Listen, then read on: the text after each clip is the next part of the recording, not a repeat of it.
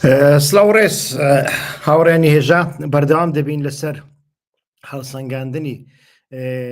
ئەوەی کە لە سووریا دێتە ئاراوە لە حەلەب لە ئیدلیب و بە تایبەتیش لە ڕۆژهەڵاتی ئاوی فراتدا دێتە ئاراوە باس لەو هەڵسەنگاندنانە دەکەین و لە هەمان کاتدا بە گریمانە باس لەوە دەکەین ئایا سنووری خۆسەری دیموکراتیک بەرەو کوێ دەچی. ئەو سنوورەی کە پێشتر عەفرینی لەناودا بوو لە 2017دا عەفرینی لێوەرگیرایەوە، دوای ئەوە تر ڕەفعەت و شەهبا مایەوە، ئێستاکە ئەمانەشی لێوەردەگرنەوە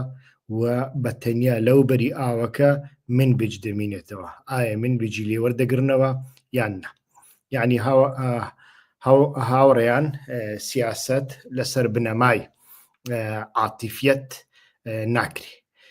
سیاست هەڵومەرجێکی نێودەوڵەتی هەیە. ئەوەی ئێستاکە حیزبەکان باسی دەکەن، لایەنگرانی حیزبەکان باسی دەکەن، ئەمانە ئەسڵ و ئەساسی نییە. سیاست بە شێوەیەکی دیکە بەڕێوە دەچێ، بۆیە لەو بەرنامەیەدا قسەی جیاواز دەکەین بەر لەوەی بەرنامەکەمان دەست پێ بکەین. تکایە وەکو هەموو جارێک داواتان لێ دەکەم هەوڵ بدەن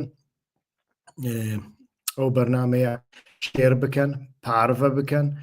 لایک بکەن و ئەگەر پرسیارتان هەبوو تکایە بەپەلە کۆمێ پرسیارەکانتان بەڕێک و پێچی بە زمانێکی جوان بنووسن. دەنگم دێ هاوڕێیان، دەنگم باشە؟ ئەگەر دەنگم باش بێ دەست پێ دەکەین. تکایە هاوڕێیەک بۆم بنووسێ کە دەنگم چۆنە، دەنگم باشە یان نە؟ دەنگ باشە هاوڕێیان؟ هاوڕێیەک تکایە بنووسێ دەنگ باشە؟ دەنگی من تێوە هەواڵن هێژە ئەم دەست پێ دیکەین. لایف دەنگ باشە، گەلەک سوپاس کەکێ دلۆڤان. بەڵێ هاوڕێیان، هەروەکو دەزانن ئیتر ئەو هێڕەشانەی کە هەیەت و تەحریری شام دەستیان پێکرد لە ئیدلیب و لە حەلەب و دیارە دەگاتە قۆناغێکی جیاوازتر و ئەمە بە تەنیا وەکو شتێکی کاتی نامێنێتەوە، بەڵکو لە ماوەیەکی دوور و درێژدا مۆری خۆی لە سیاسەتی تورکیا لە سیاسەتی سووریا نەخشەی نوێی سووریا و لە هەمان کاتدا لە استراتیژیەتی سووریا ئەدا. هەروەکو دەزانن ئەمریکا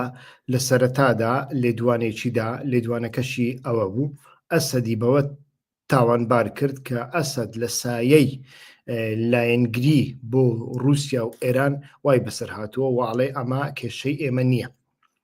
بەڵام لە هەمان کاتدا ئەمریکا لەگەڵ هێزەکانی کۆالیسیۆن لێدوانێکیدا و داوای ئارامکردنەوەی لە هەموو لایەنەکان کرد. باس لە کۆمەڵێک شت دەکرێت وەکو ئەوەی هێزەکانی حەشد شعبی بە تایبەتی یعنی پرۆکسیەکانی ئێران لە عێراقەوە هاتوونەتە ناوچەکە، هاتوونەتە کامە ناوچە، بەنیازن لە کامە ناوچە شەڕ بکەن، شەڕ دەکەن شەڕ ناکەن، ئەنجامی دەبێ یان نابێ باس لەوە دەکەین. لە هەمان کاتدا تەماشا دەکەین هەیەت التەحریر شام لە لێدوانێکیدا دەربارەی کورد لە یەکەمین لێدوانیدا لێدوانەکە ئەوە بوو کە ڕۆتینیەکانی ئێمەی هەموو تێک شکاندن. ئەویش ئەوە بوو خەڵکی کوردی ئەو ناوسەیەی وەکو هاوڵاتی سووری ناساند و لە هەمان کاتدا داوای کرد کە دەواازەیەک ڕێگایەک بکرێتەوە بۆ هێزە چەکدارەکانی یەپەگە لەوێ بکشێنەوە و شانسێکی ژیانی بە ئەو خەڵکانەدا کە لە هەردوو گەڕەکی کوردنشینی ئەشرەفیە و شێخ مەقسوود دەژین هەتاوەکو ئێستاش لە نێوان هەتە شەو هەیەت التەحریر شام و یەپەگە لەو ناوچەیەدا شەڕێک دروست نەبووە. ئەو شەڕێکی هەیە زیاتر لە ناوچەکانی دیکێ لە ناوچەی شەهبا و تل ڕەفعەتە و لەوێدا هێزەکانی هەیەت التەحریر شام نین، بەڵکو ئەوە سوپای میلی سەر بە تورکیای کە پێشتر پێی دەگوترا سوپای ئازادی سووریا و ئەمانە زیاتر لە ژێر کۆنتترۆلی تورکیادانا لە هەیەت التەحریر شام زیاتر ئەمانە لەوێ لەگەڵ هێزەکانی یەپەگە لەوێدا شەڕ دەکەن. لێدوانی جیاواز دەبینین لێدوانی مەزلوم عەبدی لەسەر ناوی قەسەدە هێزەکانی سووریای دیموکراتیک باس لە کشانەوە ناکە، باس لەوە دەکا کە لەوێ دەمێننەوە، بەڵام لە تەواوی تابلۆکە و جوولانەوەکان دەبینین کە دیالۆگێک لە نێوان لایەنەکاندا هەیە. ئەو دیالۆگە بە تایبەتیش لەگەڵ هەیەت و تەحریر الشامدا هەیە. ئەو دیالۆگە هەتا چەند ئەنجامی وەرگرتووە، کامەلایەن شەرتەکانی کامەلایەنی قبول کردیە بە تەواوەتی نابینی، بەڵام لە حقیقەتدا دەبینین کە خەڵکێکی زۆر لە شێخ مەقسوود لە ئەشرەفیە و بە تایبەتی لە ناوچەی شەهبا و تەڕەفعەتدا کۆچ دەکەن. یعنی ئەمانە ئەگەر بێت و هێزەکانی یەپەگا ڕێگەیان پێ نەدابن وەها بە ئاشکرا ئەو کۆچە گەورەیە ئەنجام نادرێت. لە هەمان کاتدا ئەگەر تەماشای وێنە گەورەکە بکەین، مەبەستمان رووسیا، ئەمریکا، تورکیا، بەریتانیا، ئەوروپیەکانە ئەوانیش هەمویان ئەڵێن ئاگامان لێ نیە، ئێمە بەشێک نین لەو شەڕە، بەڵام هەمویان لە ناو ئەمەدان. تۆ ناتوانێ ئەو هێزانە لە دەرەوەی ئەوە ببینی کە ڕوو ئەدا و دیارە پێشتر ئەمانە هەمویان ڕێککەوتنێک تا ڕادێکراوە، چۆن ڕێککەوتن لە سەردەمی ئافریندا هەبوو، لەو سەردەمەشدا ڕێککەوتنێک هەیە لە نێوان لایەنەکاندا. ئایا ئەو لایەنانە هەندێک جار لەو چوارچەوەی ئەو ڕێککەوتنەدا دەردەچنیان دەرناچن؟ بێگومان ئەکرێ دەربچن، چونکە ئەمانە ئاکتۆری نادەوڵەتین، ئەمانە ئەکرێ لە چوارچێوەی ڕێککەوتنەکاندا دەربچن، بەڵام پێم وانە بۆ ماوەیەکی درێژ بتوانن لەو چوارچێوەیەدا دەربچن. بۆیە ئەگەر ئێستاکە لە هەندێک ناوچەدا هەندێک خڕوقات دەبین، هەندێک شەڕ دەبین، هەندێک مامەڵە لەگەڵ دیلەکاندا دەبینم، مەبەستم دیلەکانی یەپەگێ، ئەمە واتای ئەوە نییە کە هیچ جۆرە دانوستاندنێک ویانیش ڕێککەوتنێک نییە. لە دواییدا دێمەوە سەری ئەو هێزەی بە تایبەتی هەیەت و تەحریر الشام، هێزێکە کە پاشخانی ئەڵقاعیدە هەیە، جەبهەت النوسرا 100% بەشێک بوو لە ڕێکخراوی ئەلقاعیدا و ئەمانە کاتی خۆی لە جۆڵان بوون، یعنی لە غوتە بوون، لە بەینی سنووری نێوان ئیسرائیل و سووریا بوون و ئەمانە لەلایەن ئیسرائیلەوە چەکدار دەکران، لۆجستیکیان بۆ داهات، بریندارەکانیشیان تیمار دەکران. لە ساڵی 2016 کاتی ئێران و رووسیا هەڵمەتێکی زۆر گەوریان کرد بۆ سەر غوتە و بە تایبەتیش بۆ سەر حەلەب، لەوێدا لە بینی تورکیا و ئێران و رووسیادا ڕێککەوتنێک ساز بوو کە ئەمانە بگوازنەوە بۆ ناوچەی ئیدلیب و بەو شێوەیە ئیتر گواستنەوەکەشیان لەژێر کۆنتڕۆلی تورکیادا ئەنجامدا. لە کاتێک کە گەیشتنە ئیدلیب ئیتر تەماشامان کرد لەوێ بەدواوە، لە بەرنامەکانی پێشودا باسم کردووە، ئیستیخباراتی بەریتانیا لەگەڵ ئەمانە کەتە پەیوەندی بە تایبەتیش دەستگای ئیستیخباراتی تایبەت بە سیاسەتی خارجی MI6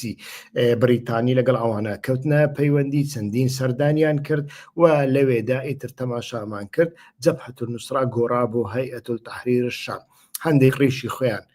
تراشی، حکوومەتیان پێکینا، ئیتر یا ساودابوونەریتی تایبەت بە خۆیان لەوێدا جێبەجێ کرد و لە هەمان کاتدا ئێمە بینیمان کە کەسێکی وەکو ئەبوو ئەلمحەممەد ئەلجۆلانی کە ئەمریکا 10 ملیۆن دۆلاری بۆ کەلەسەریوی تەرخان کردووە، ڕۆژانە لە میدیاکانی بەریتانیا بە تایبەتی و ئەمریکاش تا ڕادێک دەردەچێت. ئەمە پێشتر نەمان بینەوە کە ڕێکخراوێک لە لیستی تیرۆر دابێت. لە هەمان کاتدا کاتێک سەیری ڕاگەاندنی نێودەوڵەتی دەکەین، ڕاگەاندنی خۆر ئاوا دەکەین، بە هیچ شێوێک ناڵێن ڕێکخراوی تیرۆریستی هەیەت التەحریر الشام، بەڵکو ئەڵێن ڕێبەڵ و یانیش ئەڵێن ئۆپۆزیسیۆن. ئەوەش مانایەکی تایبەت بەخۆی هەیە کە ئەمانە لە هەمان کاتدا جۆرە پەیوەندێک پێشتر هەبوو هەتاوەکو ئێستا درێژەی دەبێت. یعنی هەیەت التەحریر الشام لە ڕووی تەکتیکیەوە بەردەوام لە ژێر کۆنتڕۆل و لە ژێر سێبەری ئەو هێزە خۆر ئاوایە نەدابووە، کەمیان زیاتر کامیان کەمتر گرنگ نین. لێرەدا دەبینین تەماشا دەکەین ئێران لە هەمویان زیاتر ناڕەحەتە، لە هەمیان زیاتر ناڕەحەتە چونکە ئێران لە لوبنان تا ڕادەیەک ئەتوانین بڵێن و دەرنرە حیزب الله بە ئەگەری زۆرەوە 30 تا 40 کیلۆمەتر پاشە کشەی پێ دەکرێت بۆ ئەو بەری ئاوەکە و ئیتر لە شوێنی ئەواندا سوپای ئەمریکا و سوپای فەڕەنسی جێیان دەگرنەوە کەواتە ئێران ڕۆڵێکی زۆر کەمی دەمینێ لە لوبناندا ئێستا سووریاشی هاتە سەرێ کەواتە ئێران هاڵمەتێک دەکا یان ناکات چەندی بۆ دەکرێت چەندی بۆ ناکرێت ئەمەشیان جێگای پرسیارە چونکە پێشتر ئێمە بینیمانە ئێران توانیویەتی لە ساحەدا هەندێک گۆڕانکاری بکە هەندێک پێشوەچوون بکە لە گرتنەوەی حەلەبدا پێشتر ڕۆڵێکی زۆر زۆر گەورەی بینی بەڵام ئەو ڕۆڵەی بە هاریکاری و پشتیوانی هێزە ئاسمانیەکانی رووسیا بینی ئەگەر بێت و رووسیا 100% پشگیری ئێران نەکە ئێران زۆر زۆر زەحمەتە بە میلیسیاکانی ئەم کارە بکەوە تەماشا دەکەین ئەمریکا ئیتر چەندین جار عراقی ئاگدار کردوێتەوە ئیسرائیلیش عراقی ئاگدار کردوێتەوە ئەگەر بێت و ئەو کارە بکەن یعنی ئەو هەڕەشانی ئیسرائیل پێش هێرشەکە بۆ سەر بەغدا ئەو ڕۆناسبەی لێت دەدرێت لی دەدەین لی نادەین ئەمە هەمووی تایبەت بوو بەوەی ئەمڕۆ ئەگەر هەیەت و تەحریر شام هێرشی کرد ئەمە ئێمە ڕێگا نادەین حەشد شابی لە عراقەوە بپەڕێتەوە بۆیە تەماشا دەکەین حکوومەتی سوودانیش گوایە هەموو سنوورەکانی گرتوونە بەڵام لێرەدا خاڵێکی تایبەت هەیە بە حکوومەتی سوودانی بەلایەنی شیعی عراق ئەوان باش دەزانن ئەگەر بێت و هەیەتش تەحریر شام زیاتر بچێتە پێش و بە تایبەتی بگاتە سنوورەکانی عراق ئەمە لەوێدا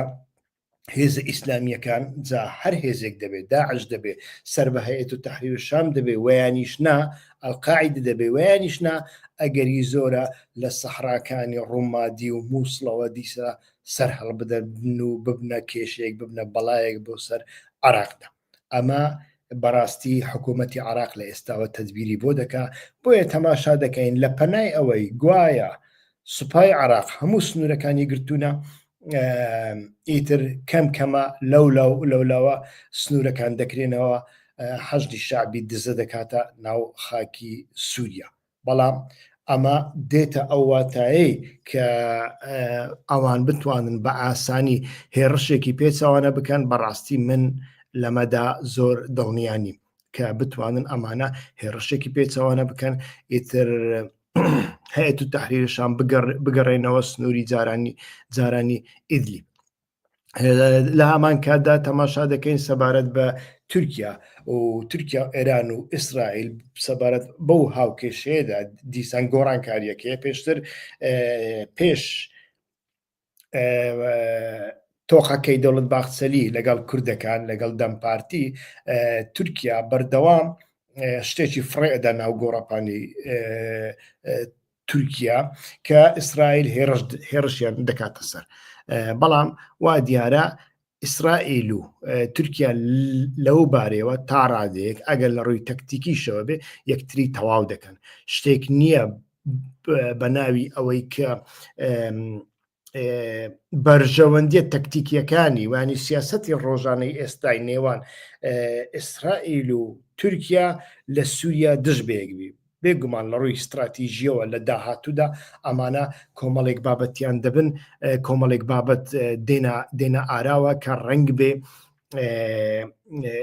لەو لایەنەوە حیسابی ئیسرائیلەکان و حیسابی تورکیا جیاواز بێ بەڵام ئێستاکە شتێکی وە لە ئارادانیا بە پێچەوانە ئەگەری زۆرە ئێران و تورکیا ڕۆبەڕووی یەکتری بنەوە کە ئاڵێم ڕۆبەڕووی یەکتری ببنەوە مەرز نییە ئەو ڕۆبەڕووبوونەوەیە لە ئێستاوە ئەسکەری بێ ئیتر ئەمەشیان بابەتێکە زۆر زۆر گرنگە پێویستە باسی بکەین رووسیا لە ناو هاوکێشەکەدا چۆن دەبینین ئەبینین کە رووسیا لە سەرەتادا بێدەنگ بوو لە ڕووی سەربازیەوە بێدەنگ و میدیاکانی رووسیا ڕاستە تورکیایان تاوانبار کرد میدیاکاری نزیک لە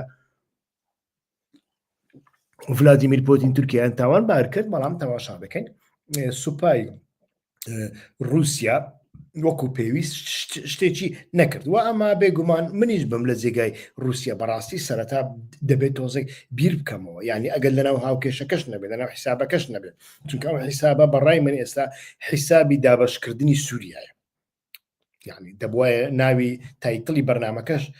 دابشکردنی سووریا بێ بەڕای من حیسابەکە ئەوەیە بەڵام ئەگەر لەناو حیسابەکەشدا نەبێ دەبواە بیری کردبایەوە کە بیری کردەوە لە بۆ چە لەبەر ئەوەی تەماشامان کرد سووریا یعنی بە شێوەیەکی زۆر زۆر سەرنجڕاکێش پاشەکشێ کردیەوە پاشەکشەیەەکە بە تەنسیقە بەڕاستی یعنی بەبێ تەنسیق نییە بێگومان ئێمە دەزانین کە سوپای سووریا بەبێ حیزبوڵڵا بەبێ ئێران بەبێ پشگیریەکی تەواوی رووسیا زۆر زۆر زەحمەتە بتوانێت ئەو سوپایە ماندوو شق و شەڕا بتوانێت خۆی ڕابگرێ لە بەرامبەر ئەو هەتەشەیە کە ماوەی دوسێ ساڵە بە تایبەتیش لە مەسلەی تەکنۆلۆژیای درۆن موشکی دوور هاوێشدا ئیتر پەروەردەی بینیوە و دەستی گەیشتووە بە کۆمەڵێک چەکی قڕس بە تایبەتی چەکی درۆن یعنی ئێستا کە تەماشا دەکەی هەتەشە دوو جۆر درۆن بەکاردنی درۆنی چەند هەیە بە تەواوەتی درۆنە ینی کۆنتترۆل دەکرێت دەچی لی ئەدا و دەگەڕێتەوە شوێنی خۆی لە هەمان کاتدا درۆنێکی دیکەیە زۆر بەکاردێنن کە مقدارێکی زۆر بۆمبا هەڵدەگرێت و چالاکی ئیندیحاری ئەنجام دەدا و باوانە سەرەتا هێرشەکانیان ئەنجامدا بۆیە رووسیا لەکوێی ئەو مەسەلەدایە ئەمە زۆر زۆر گرنگە بێگومان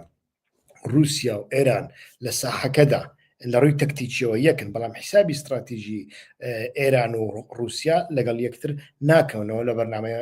لە بەرنامەکانی پێشودا باسم کردووە کە ئەوەیە ئەگەر بێت و ئێران هەژمونگەرایی ئێران لە سووریا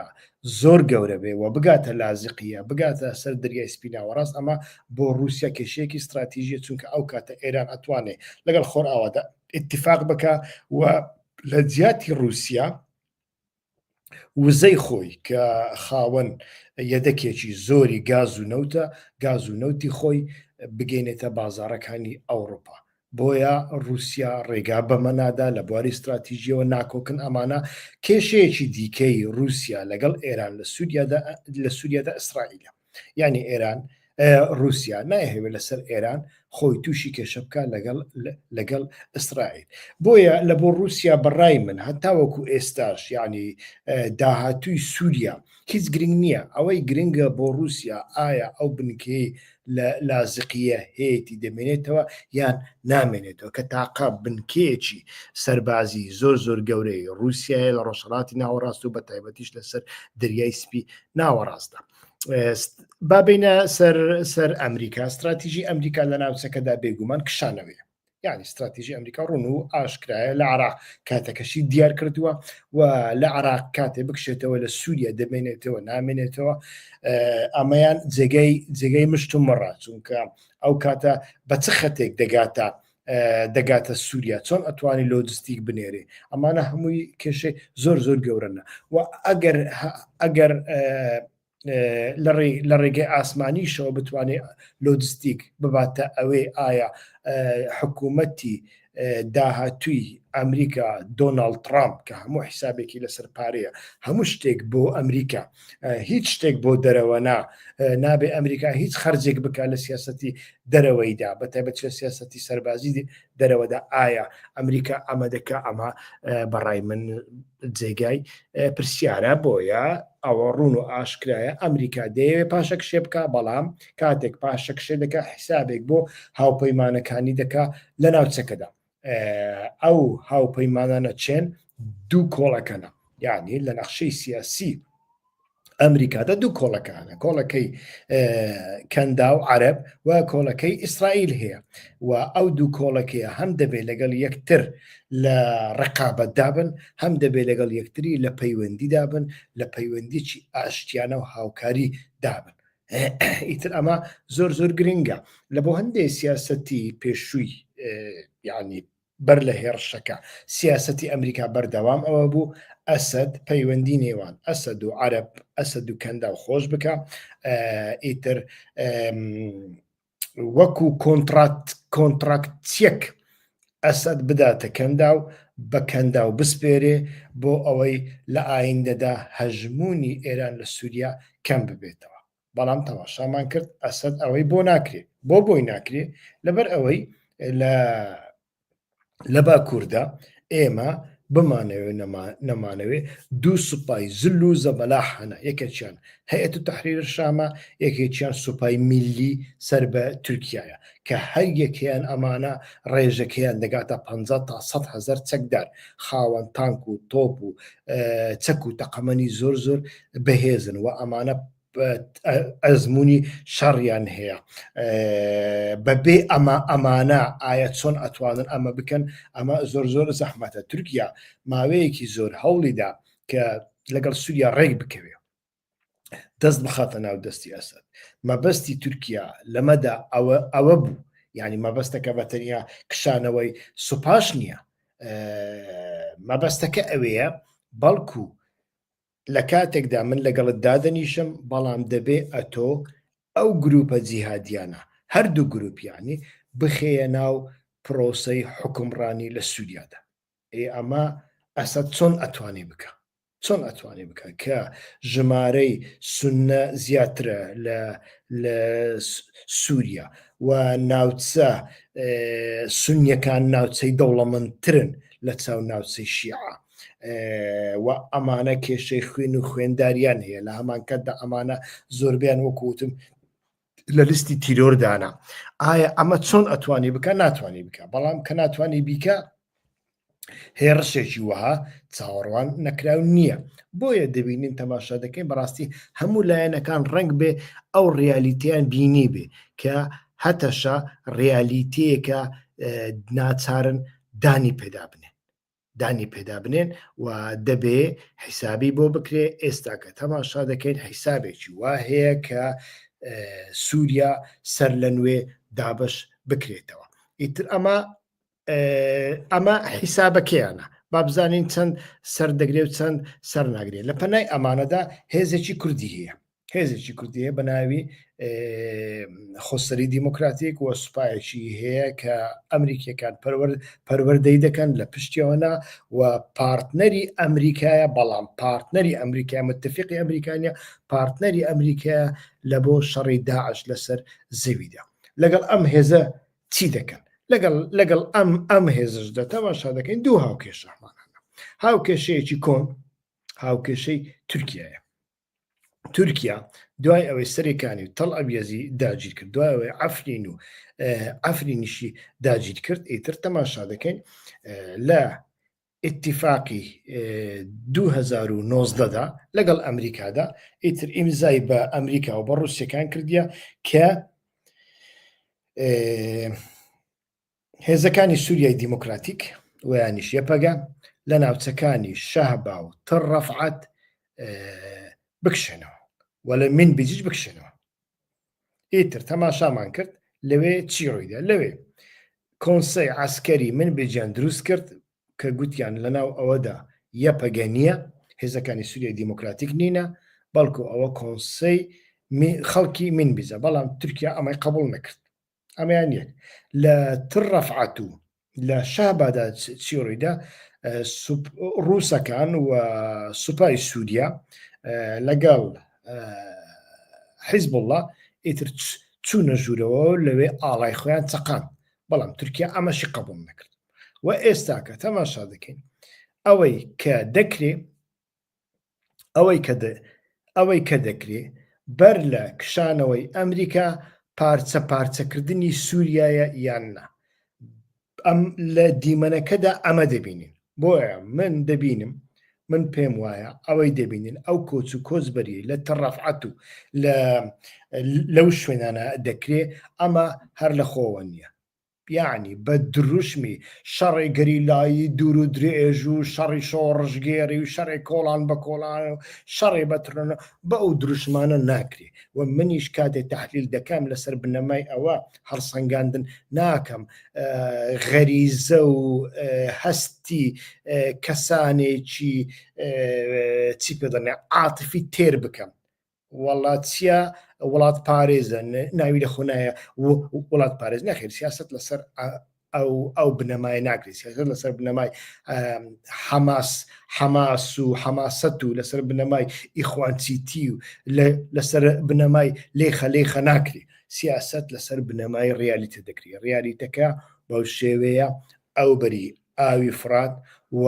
ئەو بەری ئاوی فرات ئیتر تەماشا دەکەین لە نەخشەی ئێستادا سووریا بۆتە سێ پارچە بەڕسمی و بێدەنجی لایەنەکان یانیش نەبوونی دەنگێکی زێدە گەورە و یانیش حرەکەتێکی زۆر گەورە بەڕاستی نیشانەی ئەوەیە هیچ نیشانەیەکی دیکە نادا ئەمە وا پێدەچێ قبول کرابێ و هێزەکانی سووریای دیموکراتیشی وەکووتم بە تایبەتی لەگەڵ هەیەت و تەحریری شام ئێستاکە لەناو مفاوەزاتدانە ئەو مفاوەزاتە کۆتایی پێهاتووە کۆتایی پێ ناتوە نازانین بەڵام ئەو کۆچ و کۆچبەریەی کە دەکرێتن شتێک نیشان دەدا لە ئایندەدا هەمومان بەیەکەوە دەیبینن بۆیە تورکیا وا پێدەچێ ئەو شەرتەی خۆی فەرز کردبێ و تورکیا خاڵێکی بەهێزی ئەوەیە وەکووتم لە گرێبەستەکانی 2019دا ئیمزای بە رووسیا بە ئەمریکا کردووە کە یێپەگە و هێزەکانی سووریای دیموکراتیک لەو ناوچانە بکشێنەوە ئەو ناوچانە شوێنە منبیزە شەهبایە تەڕەفعەتە ئەمە زۆر گرنگە بۆیە تەڕەفعەت و شەهبە بە احتیمالی زۆر من بزیش لە ناویدا دەکەونە ژێر دەستی ئەو گروپانەی ئێستاکە حەلەبیان لە ژێر دەستا و یانیش ئەو گروپانەی کە سەر بە سوپای میلی تورکیانە و ئایا ئەمانە کۆمەڵ کوژی کوردەکان دەکەن نایکن هیچ شتێک گەڕانتی نییە بێگومان زۆر زەحمەتە لە ڕووی عاتفیەوە لە ڕووی هەستیەوە مرۆڤێکی کورد لە ژێر دەستی ئەوانەدا بژی بەڵام ڕیالیتی سیاسی شتێکی دیکەیە ئەمەیان یەک کاتی خۆی داعش کە مووسڵی داگیر کرد ڕوودا و تەلەڤیزیۆنەکانی دیکە دکە دەیانگوت ئیتر دراوسەیەکی نوێمان بۆ دروست بووە و داعشیان هێنا سەر تەلەڤیزیۆن و گوتیان ئێمە کەشەمان لەگەڵ کوردنیە و کوردەکان برای ئێمەنا دوو ڕۆژی پێنەچ و ئیتر هێڕشی کوردەکانیان کرد لە مەخمور و لە شەنگال چ کۆمەڵ کوژێکیان ساز کرد ئایا ئەمە ڕوئەداتەوە ڕووناداتەوە بەڕای من پەیوەندی بەو لێک تێگەیشتانە هەیە ئایا سەفقەیەک هەیە لە نێوان هێزەکاندا لەگەڵ ئەو هێزانە یاننا ئەمەیان یەک دوو ئەو دیالۆگی کە لە تورکیا دەستی پێکردووە لە نێوان باخچەلی و لە نێوان ئیمرالیدا دەگاتە کوێ پەیوەندی بەوە هەیە یعنی دیسە دووبارە دەکەمەوە ئەمن کارم بە لێدوانی کەجەکە و مەجەکە و ئەوانەی ناویان لە خۆنایە وڵات پارێز و کە لەسەر سوسیال میدیا جوێن بە من دەدەن من کارم بە قسە قۆڕانە نییە من ئەڵێم دیالۆگ هەیە بەڵام ڕێککەوتن هەتاوەکو ئێستا ساز نەبووە دیالۆگ لەگەڵ ئێمرالی بەردەوام هەیە ڕێککەوتن ساز نەبووە کەینی ڕێک دەکەون خۆی دەبوایە وەفدێکی دەمپارتی بە سەرۆکایەتی هەردوو هاو سەرۆکەکە سەردانی ئیمرالیان کردبایە دوایەوەی باخچەری لە ئاخی جەر قسەی لەسەر کرد و ڕێگاشیان پێدان وەزارەتی ناوخۆ یەکسەر قبولی کرد ئەمە قبولی کرد بەڵام پاشیان خست بۆ پاشیان خست مەسەلەی دەیانزانی هەتەشە هێرشێک دەکە لە کاتێکدا دەیکەن کە دەستی تورکیا بەهێزتر بێ لە کاتی مفاوەزات و دیالۆغدا شەڕە گەورەکان دروست دەبن ئەوانەی چەکداریان کردووە دەزانن من بەخۆم کردومە لەو سەردەمانەدا کە ئێمە خەریک بووین ڕێک دەکەوتین ئێمە هێرشەکانمان لەسەر یەکتری زیاتر دەکردن زیاتر ملی یەکترمان دەشکان بۆ ئەوەی لەسەر مێزی دانیشتندا بتوانین بازووی خۆمان هێز و بازووی خۆمان زیاتر نیشان بدەین ئەمەش وایە تورکیا ئێستاکە ئەمە دەکە بۆیە لەلاتان زۆر ئاشکرابێ کە شتێکی وا بەداخەوە ئەگەری ڕوودانی هەیە ئیتر ئەگەر ئەمە ڕوو بدا بێگومان هاوکێشەکە بە تەواوەتی دەگۆڕدرێت چونکە هاوکێشەی پێشتر چۆن بوو هاوکێشەی پێشتر سووریا و ئێران و رووسیا لەگەڵ کوردەکان لە ڕۆژهەڵاتی فراتدا لە ڕۆژئاوای فراتدا متفق بوون وانیا لە شەهبا و لە تڕەفعات متفق بوون و بە تایبەتیش لەو دوو گەڕەکە کورد نشینەی حەلەبدا لەوێش متفق بوون. ئێستاکە ئەگەر شتێکی وا ڕوو بدا ئەوەی ئێمە باسی دەکەین و لایەنەکان بگەنە ئیتیفاق ئەمە ڕوو بدا هێزە چەکداریەکان یعنی بکشێنەوە و هێزە کوردیەکان بسپێرنا گورگەکە ئایا گورگەکە دەیان خۆیان دەیان لێسیتەوە ئەمە پاشان دەبینین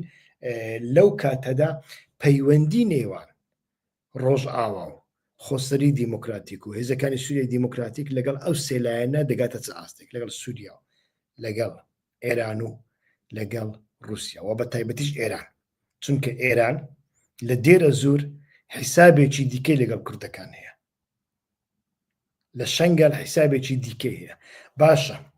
ئەو دەواازەیەش گیرە ئیتر ئەو بەری ئاوی فرات گیرە کەواتە جگە لە ناوخۆی سووریا ئەو دەواازەیەی کە ڕۆژ ئاوا خۆسەری دیموکراتیک بە عراق و بە کوردستانی عراق ببەستێتەوە چییە؟ بە تەنیا پردی سمێڵەکایە کە ئەوەش لەسەر ڕەحمەتی پەیوەندیەکانی پەکەکە و پارتی دەمینێ ویانیش ڕۆژ ئاوا ناچارە بیر لەوە بکاتەوە کە دەواازەیەکی هەبێ لەگەڵ عراقدا لەو دەواازەیەدا بێگومان ئێران حسابی خۆی دەبێ چونکە ئێرانێک کە لە لوبنان دەرکرابێ کە لە سووریا دەرکرابێ هەموو هەوڵێک ئەدا بۆ ئەوەی لە عراق دەرنەکرێ و عراقیش هەتا حدێک چاوی خۆی لەوە دەپۆشێ بۆ چونکە ئێران لە عراق نەمینێ وەکوتم حکوومەتی شیعی عراقی دەکەوێتە ژێر مەترسی ئەمە زۆر زۆر گرنگە ئێمە ببینین ئێرانێک کە لە عراقدا بمینێ و سووریای لە دەست دابێ چاوی لەوە بێ ڕۆژێک بگەڕێتەوە سووریا دەبێ هەموو کارێک بکە بۆ ئەوەی لە دێرە زۆر ئەلتەنەف لە ئەلبوو کەمال و لە شەنگال حتا وەکو پێی دەکرێت پێداگیری بکە لێرەدا حیسابێک لە نێوان کورد و ئێران دێت ئاراوە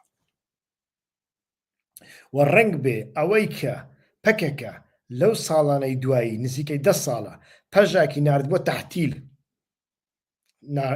نردبیە پشووی هاوین پشوویەک بوو ئەوەنە درێژ بوو ئەوەنە درێژ بوو 10 ساڵی خایان دوای 10 ساڵ جاری یەکەم کۆنفرانسێک کۆنگرەیەکیان کرد و فلان و بێوان ڕنگ بێ بۆ ئەمە بێ کاتێک ئەو حیساب و کتابە هاتە سەرمێز و ڕوویدا ئیتر لەوێوە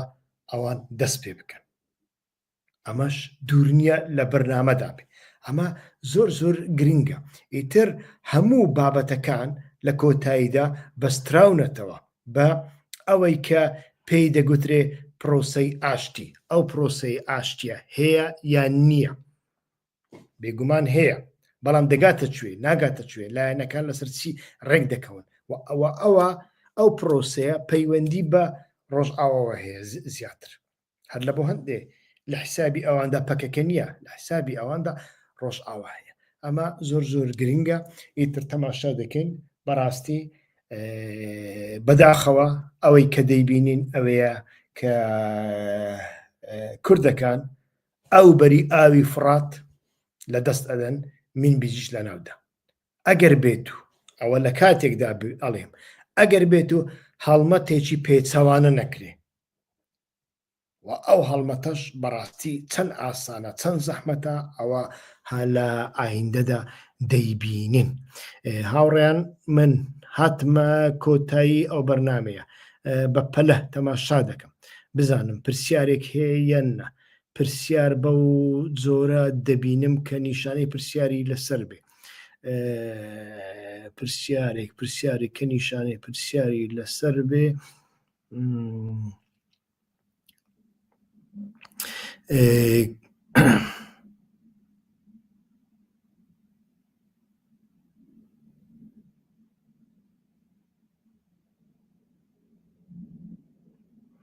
هاوڕیان پرسیارێکتان هەیە تکایە بە پەلە بنووسنەگە پرسیارێکتان هەیە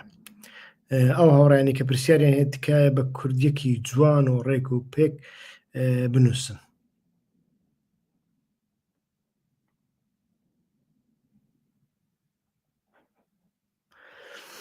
پرسیارتان نییە کۆتایی پێدینین هاوڕێیان هەروەکو وتم لە ئایندەدا کۆمەڵێک شتی دیکە دەبینی ئەوەی ئێستا کە هەیە سەرەتای دەست پێکردنی هاوکێشەکەیە بەرەو کوێ دەچێ بەڕاستی نازانین. سەدی سەد ئەمەی کە لە ئایندەدا کێشەکان شێوێک وەردەگرن ئیتر پەیوەندی بۆەوە هەیە کە حیساب و کتابەکان لە پشت پەردە لە نێوان لایەنەکان لەسەر چی کراوە لەسەر چی نەکراوە ئەمەیان زۆر گرنگە. بۆچی سوپای ئەسەد لە حەلەب ڕاکێشە باسمان لەوە کرد کاک سوار سوپای ئەسەد وا پێدەچێت لە ناو سوپادا کێشە بێ و بێگومان سوپای ئەسەد تا یعنی بەبێ ئێران بەبێ حیزبوڵڵا ناتوانێت شەڕ بکە و بەتایبەتیش لە ناوچێکی وەکو حەلەب و ئیدلیبدا ناتوانێت شەڕ بکە. ئەمەشیان بابەتێکە کە دەبێت حیسابی بۆ بکەین ئیتر ویانیش ئیتر سووریا هەستی بەوە کردووە کە لایەنەکان ناتوان هیچی بۆ بکەن. مراد بلۆک بکە بۆ مراد چی وتووە نازانم مراد چی وتووە وەڵحاسر لە ئەنگەڕی کەس بلۆک ناکەین هاوڕێن بە هەر کەس قسەی خۆی بکە و جوێنی خۆی بدەکێشە نییە. ئیتر وا پێدەچێ ئەمە بێ یعنی شتێکیان زانی بێ وانیش کێشە هەبێ بەڵام ئینهیارێک لەناو ئەوە هەیە ینی من هەندێک تەماشای چاودێرانی سیاسی نزیک حکوومەتی رووسیان کرد ئەوانیش لەو بارەیەوە پرسیاریان هێگلەیان هەیە باشە چۆن دەبێت ئێمە هەموو شەڕەکەی بۆ بکەین لە کاتێک دەکە ئێمە لە ئوکرانیادا لە ناو گەورەترین حیساب داین لە ناو گەورەترین هەڕەشە داین بەڵام حکوومەتی ئەسەد بۆ خۆی شەڕەکە بۆ خۆی نەکە. ئیتر ئەوانیش ئەو پرسیارە دەکەن بەڵام بەڕاستی نازانین ئەوەی دەزانین حیزبوڵڵا پێشتر زەبری خواردیەوە هێزەکانی پاشەکشێ کردوونە لەوێ هێزێکی زۆری پاشەکشێ پێکردنەوە و ئێران لە هەمان کاتدا هەر ڕۆژ زەبر دەخوا لە تەواوی سووریادا ئیسرائیلیەکان لێدەن. ئیتر ئەمە دەبینێن بۆیە ڕەنگوێ پەیوەندی بۆەوە هەبێ ئیتر ئەو هێڕشانە هەتا کوێ دەچن لە حەلەب ڕادەوەستن دەگەنە حەما ئیتر دەگەنە حوموس بەڕاستی ئەمانش بابەتێکی دیکەنا بەڵام وا پێ دەچێت ئێستاکە حیسابەکە زیاتر هەر لە حەلەب مابێتەوە و ئەمە بێگومان هێزە نێودوڵەتیەکانیش بەتایبەتی هێزە ئەوروپیەکان کە زۆر بێدەنگن ویانیش ئەوانیش بە هەیەت و تەحریر الشام ناڵێن تیۆریست و ئەڵێن ڕێبەڵ ویانیش ئەڵێن ئۆپۆزیسیۆن پەیوەندی بە کۆمەڵێک حیساباتی دیکەشەوە بێ کە لە ئایندەدا ئەو هەموو پەنابەرانەی لە ئەوروپانە و ویانیش لە تورکیانە لە لوبنانن لە ئوردنن دەیان هەیە بستە ئەوروپا ئەوانە بگەڕێنەوە ئەوێ ڕەنگ بێ حیساب و کتاباتی وهاش هەبێ کە ئەمانە لە ئایندەدا زۆر زەحمەتە بتوانن بیانگەڕێنەوە سووریا.